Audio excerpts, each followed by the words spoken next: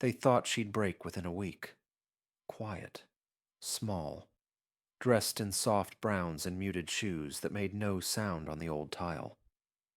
A black woman in her 40s with two big glasses, and a name no one remembered after first hearing it.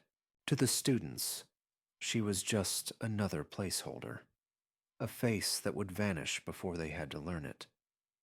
To the faculty, a mild inconvenience, one more idealist chewing through her dream. But on the third day, when the heat was thick and the hallway fans hummed like wasps, she stood before a room full of sneering ninth graders and did not ask for respect. She gave them history, and when she finished speaking, low, deliberate, ancient somehow, even the boldest of them fell silent, like churchgoers hearing a voice they hadn't known they missed. The door to Jefferson High creaked on its hinges as Miss Allison stepped in that morning, her skirt brushing lightly against her knees, a tote bag heavy with books slung over one shoulder. The walls were a dull mustard yellow, paint peeling in quiet rebellion. The scent of bleach mingled with hot dust. The overhead lights flickered. Somewhere down the hall, a locker slammed, then laughter followed, loud and unkind. She paused in the hallway, adjusting the strap on her shoulder. A voice behind her, clipped, nasal, said, "You must be the new English. Room 2B. Good luck." The woman didn't stop walking, just a glance, one eyebrow raised like punctuation, then gone. No introduction, no handshake. Allison gave a soft nod to no one in particular and continued down the corridor, heels clicking now on worn linoleum. Her classroom had a fan in the window, broken. The desks were etched with names and dates, some going back 20 years. She ran her fingers over one. Tamika, 98. Her nails were short and clean. She wrote her name on the board, Miss Allison, in steady strokes, then opened the windows as far as they'd go. The morning air was thick, the Georgia humidity laying itself over the room like wet wool. She could already feel the sweat rising under her blouse.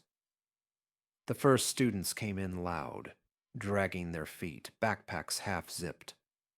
One boy with long legs and a cocky tilt to his chin leaned in his chair so far back it creaked. "Another one," he muttered to no one. "How long she thinks she's gonna last?" A girl with purple braids giggled and smacked her gum. Allison didn't respond. She looked at him a beat longer than necessary, her face unreadable. Then she turned and laid a stack of thin books on the desk beside her. Paperbacks, spines soft with use. The cover on top showed the faded face of Langston Hughes. "Seriously," the boy said louder now. "Man, why we always gotta read dead black poets." The class laughed, that tight, sharp laughter kids do when they're bored and cruel and want to impress each other. Allison's voice came quiet, calm, "because they lived louder than you do." The room stilled, not silent, but startled. A boy coughed. A pencil rolled off a desk and clattered to the floor. She opened the book. "This is a poem written during the war, but not the one you're thinking of." She didn't raise her voice. She didn't need to. Later, in the teacher's lounge, the coffee was burnt. Someone had left a half-eaten apple on the counter, brown at the edges. Allison sat with her lunchbox, plastic, blue, unopened in her lap. She'd spent the night planning the next 2 weeks, then forgotten to pack anything edible. A woman in a floral blouse glanced at her. "You're from South Carolina, right?" Allison nodded. So this heat doesn't scare you?" There was something just under the words. Not quite humor, not quite kindness. Allison gave a polite smile. "No, ma'am, just reminds me of home." The woman shrugged and bit into a dry carrot stick. That night she sat on the floor of her small apartment, her father sleeping in the next room. The ceiling fan wobbled above her, making a dull knocking sound. On her lap were old letters, the paper gone thin.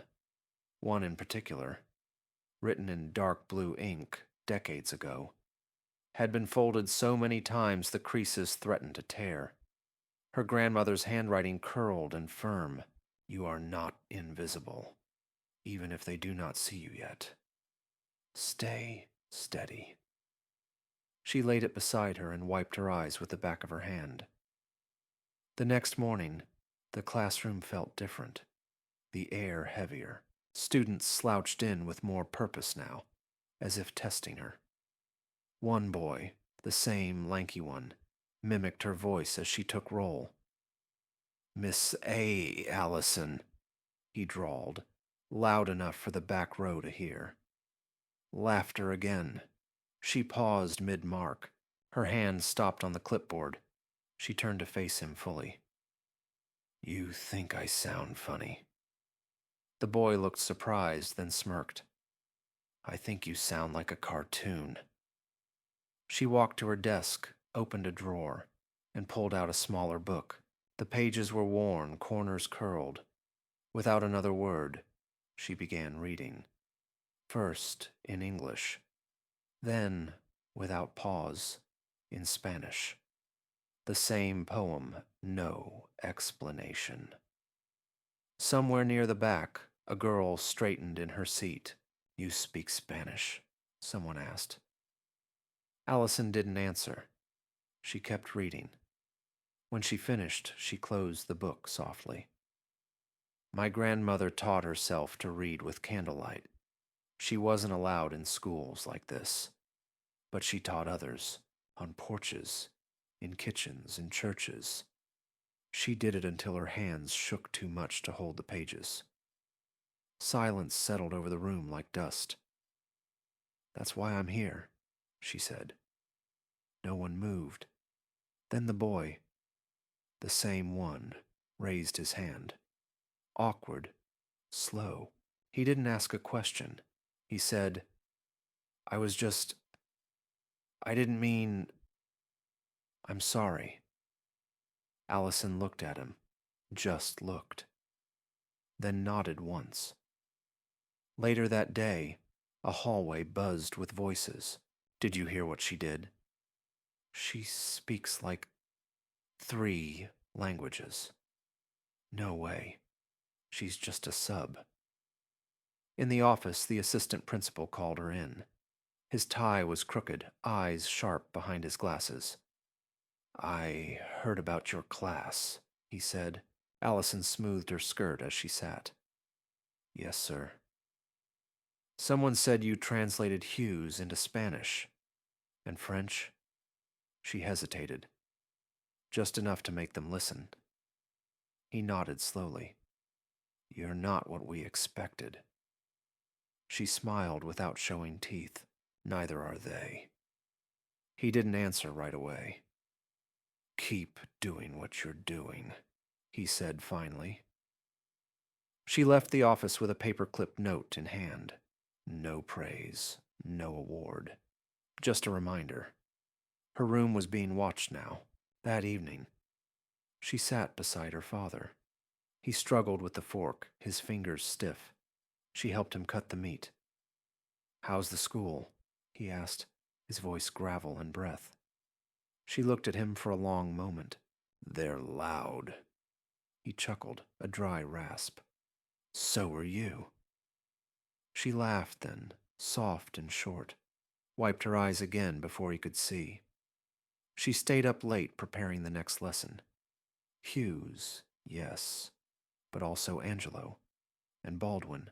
She picked a single line from each, wrote them out on slips of paper. They'd draw one and speak on it, she decided. Not a lecture, a conversation.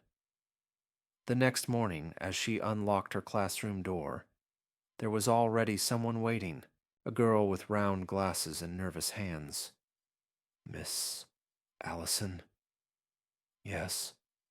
The girl bit her lip. "Do you think I mean, if I work hard, could I go to college? Like, a real one?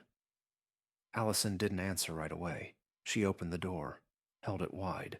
I think, she said finally, you can do more than that. They went in together. The fans still didn't work. The desks still had names carved into them. The lights still flickered. But something had shifted. This time, they were listening. The whispers followed her now. Soft, trailing her steps like shadows in the hallway. That's her. The one with the poetry. She made Malik apologize. Some said it with curiosity, others with annoyance, a few with quiet admiration they didn't want to admit. She still walked the same, quietly, carefully, avoiding the sticky spots on the floor tiles. But now, people watched. She felt it, the same way you feel heat through glass. In the teacher's lounge, the fridge buzzed too loud. Someone had left a yogurt uncovered, and the smell was faintly sour. Allison sat in the far corner, eating crackers and canned tuna from a Tupperware she didn't remember packing. The door opened with a squeak. A man in a red tie walked in, papers under his arm. Vice Principal Haynes. Miss Allison. His voice was smooth, practiced. She blinked, set her fork down. Yes, sir. He sat across from her without asking. I heard you had them quoting Hughes, translating, engaged, even. They listened. She said it without pride, more like a fact she hadn't expected either. He nodded, thoughtful. That's more than most get out of 9B. She sipped her water, watching him. He leaned in, elbows on his knees. Tell me something, Miss Allison. Why poetry? She didn't answer right away. Then, it makes people hear each other without yelling. He smiled like someone who didn't fully understand but wanted credit for asking. Interesting. Well, keep doing what works. When he stood to leave, he added, We'll be watching. That last part sat with her all afternoon. 2 days later, a letter arrived in the front office. A parent complaint. Formal, typed. Why? It read. Is my son being taught exclusively black poets? What relevance does Maya Angelou have to algebra-bound ninth graders? And what's this about French? My tax dollars. Allison read the copy twice, her face blank. The principal called her in. His office smelled of pine cleaner and anxiety. His tie was looser than usual. Just parents being parents, he said. But this is delicate. Allison sat still. Would you like me to change the curriculum? He rubbed his forehead. No, not yet. Just document everything. If they keep learning, you'll be fine. That night she went through her folders, made copies, highlighted dates, wrote out lesson plans in longhand, underlining objectives and state standards. She included excerpts of student work, marginalia in pencil, notes scribbled in the margins. I didn't know poems could be angry. I felt this in my chest. This reminds me of my mom. She slipped it all into a worn red folder labeled simply, Proof. The next day, a substitute math teacher, tall, pale, 40-ish, lingered in her doorway during passing period. You're Allison, right? She looked up from her desk. Yes? You're the one with the poetry circus. There was no humor in his face, only a dry curiosity, like a man poking something in a jar. She nodded once. Interesting method, he said. But you know, most of these kids don't need inspiration. They need discipline. Allison stood, They need someone who doesn't think they're already lost. He blinked, smiled, walked away. Later that afternoon, someone knocked gently after the bell. Mr. Freeman, older, wiry, white beard trimmed like a pastor's. Social studies, 23 years in the same building. He stood holding a small notebook. "May I?" he asked. She gestured to the empty seat beside her desk. "I heard what you did with 9B. That's something." She didn't speak. He tapped the notebook. "I've been teaching American history here since the first Bush was president. And I've tried, Miss Allison. Lord knows I've tried. But I've never seen those kids sit that still for anything but fire drills." She let out a small laugh, surprised. "I just wanted to say," he continued, "whatever it is you're doing, it's worth doing." She looked down at her hands. "Thank you." "Also," he added, clearing his throat, "I had one of your girls come to me yesterday, asked where she could find a copy of the Constitution. In Spanish." He shook his head slowly. "That ever happened to me before? Never." That night, a girl named Denai waited after class. "Miss Allison," she said, "can I ask you something?" Allison set her bag down. "Of course." The girl fidgeted, playing with the zipper on her backpack. Do you think someone like me could go to college? Like for real? Even if, nobody in my house even finished high school." Allison stepped closer, quiet. "What I think," she said softly, "is that you can go wherever you want, and you can stay there."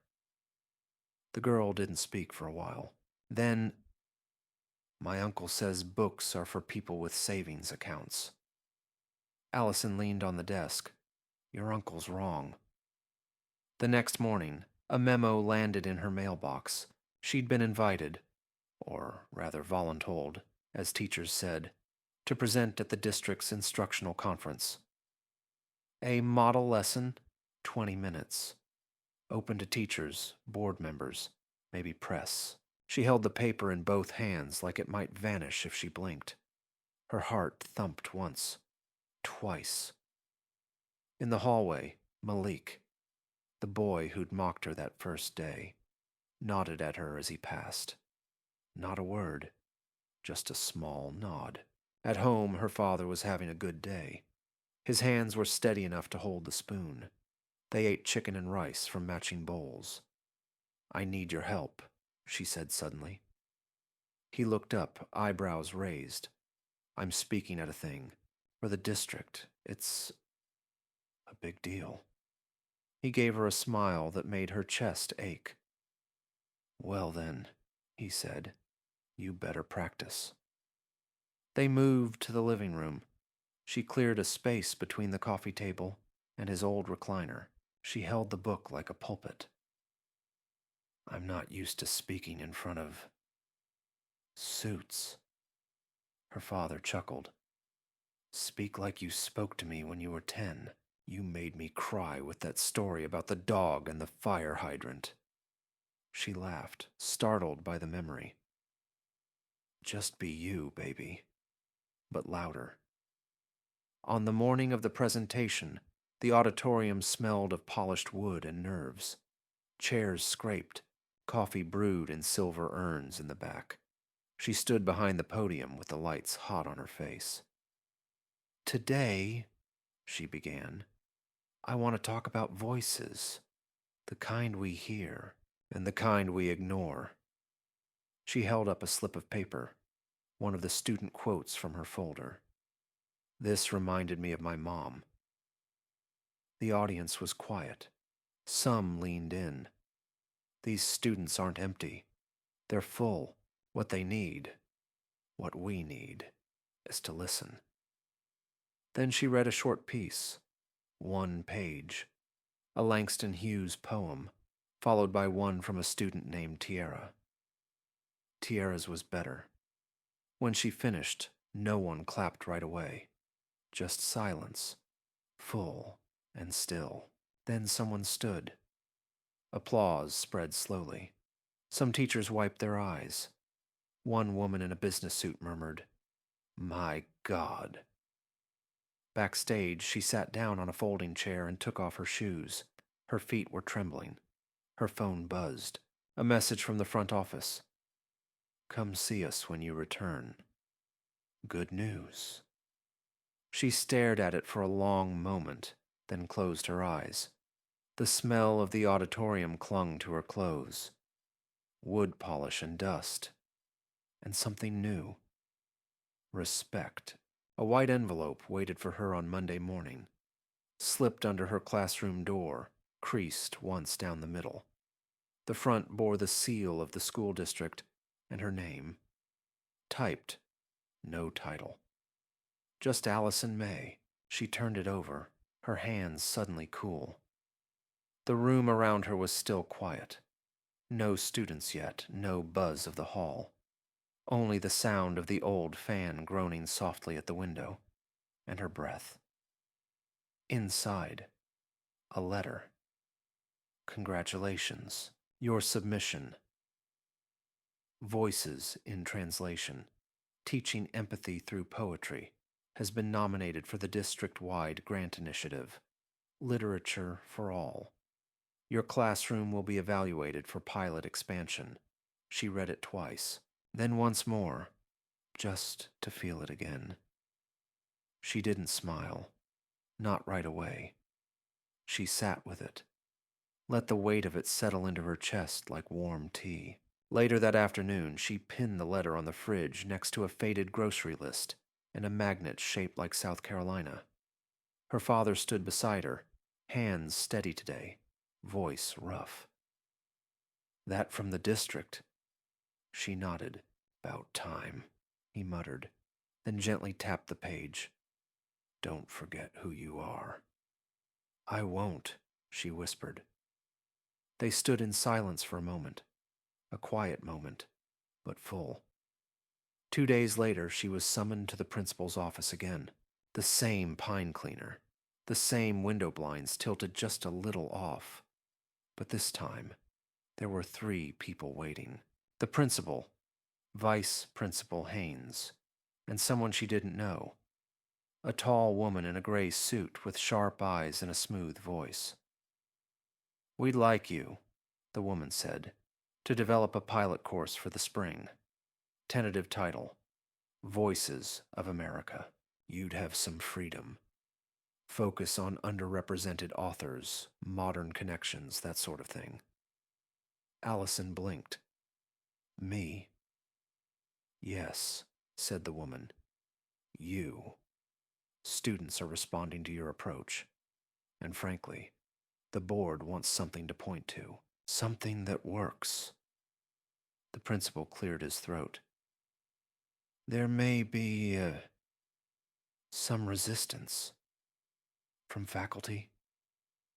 "And parents," Haynes added carefully. Allison sat straighter in her chair. Let them come to the classroom. That night, she stayed up late again. This time, not just with books, but with a whiteboard pulled into the living room. She scribbled units in marker, arrows, themes. Her father watched from the recliner, sipping lukewarm tea. "You remember when you used to play teacher with the cat?" he asked suddenly. She paused, marker still in her hand. "You made her sit through math," he said. "She just wanted the windowsill." Allison laughed. "I made her raise her paw if she wanted to leave." They both smiled. He didn't say what she knew he was thinking. Her grandmother would have been proud. Instead, he just watched her work, his eyes soft. By the following Monday, word had gotten out. Students whispered about a new class coming next semester. One boy asked if there'd be rap involved. Another wanted to know if he could write about his dad. One morning, Tierra, the girl who once asked about college, brought in a flyer. I saw this on the board near the counselor's office. You're doing this, right? The paper was crookedly printed. Voices of America, an elective in modern identity and history. Instructor, Miss Allison May. Allison smoothed the edges quiet. Looks like I am. The counselor, a tall man with a nervous voice, stopped her in the hallway later that week. I've had 8 sign-ups already. Most don't even know what it is. She looked at him sideways. And? He shrugged. That's unusual. Maybe, she said. Or maybe they're just hungry. As the days passed, the mood in the building shifted. Some teachers, mostly the older ones, kept their distance. One muttered, electives don't teach discipline. Another called it fluff, but Mr. Freeman brought her a binder. Sermons, speeches, oral histories, he said.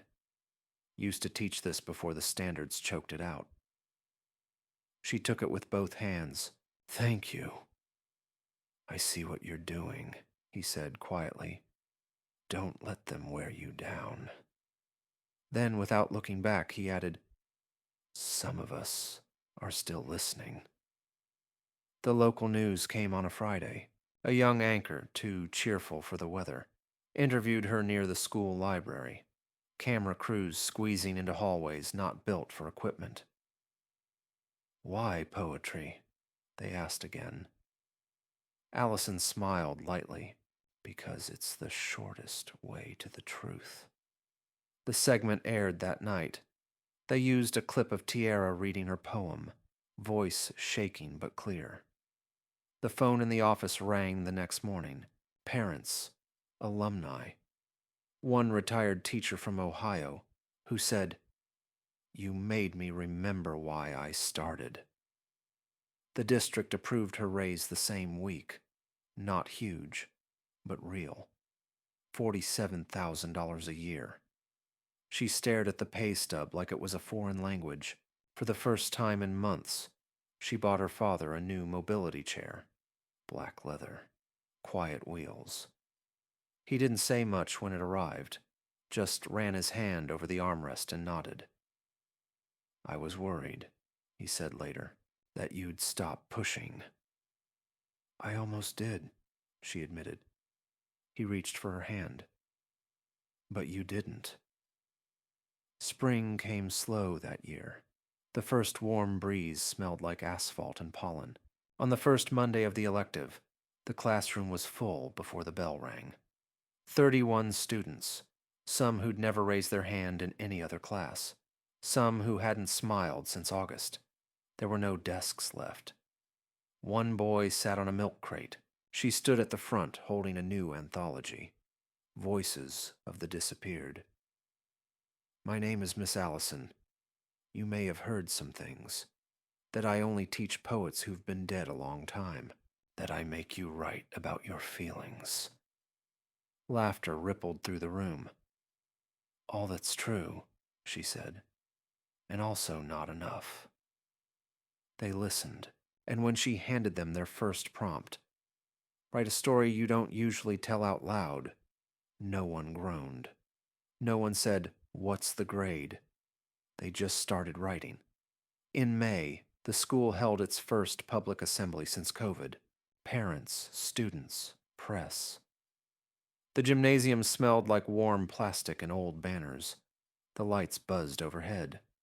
The principal took the stage, read names, recognized achievements, standard ceremony.